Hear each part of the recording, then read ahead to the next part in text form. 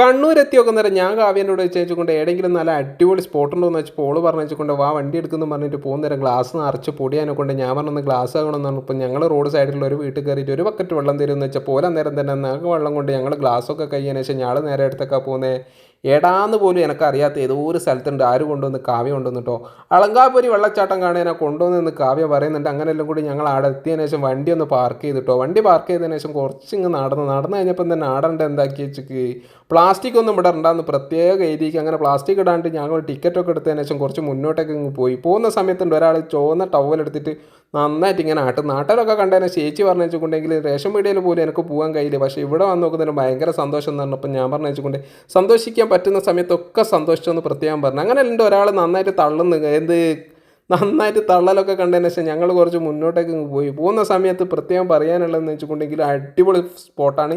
ഫാമിലിയായിട്ടും ഫ്രണ്ട്സായിട്ടൊക്കെ വരാൻ പറ്റിയൊരു നല്ലൊരു ഏരിയ ആണ് ഇവിടെ ഉള്ളത്. അങ്ങനെ വരുന്ന ആൾക്കാർ നന്നായിട്ട് നമ്മളെ തന്നെ ശ്രദ്ധിച്ചു കഴിഞ്ഞാൽ നമുക്ക് എന്താക്കാം നല്ല രീതിയിൽ തന്നെ പുരക്ക് പോകുക. അതുകൊണ്ട് ശ്രദ്ധ ഒരിക്കലും കുറയ്ക്കാൻ നിൽക്കേണ്ട. നല്ല അടിപൊളി വെള്ളച്ചാട്ടം ഇവിടെ മഴയത്ത് വന്നു കഴിഞ്ഞാൽ ഇതിൽ സൂപ്പറായിരിക്കും. അതുകൊണ്ട് എന്താണ് നമ്മളിങ്ങനെ തിരിച്ചിങ്ങനെ പോകുന്ന സമയത്തുണ്ട് ഒരാളുടെ അവിടെ ഇങ്ങനെ എഴുതി വെക്കുന്നത്, എന്ത് കണ്ടാലും എഴുതി വെക്കുന്ന ഇവിടെ എഴുതി വെക്കാൻ വേണ്ടി തുടങ്ങി. അപ്പോൾ നിങ്ങളെല്ലാവരും എന്താക്കുക പറ്റുന്ന രീതിയിൽ പോകുക. അപ്പോൾ ഫോളോ ചെയ്യാൻ മറക്കല്ല.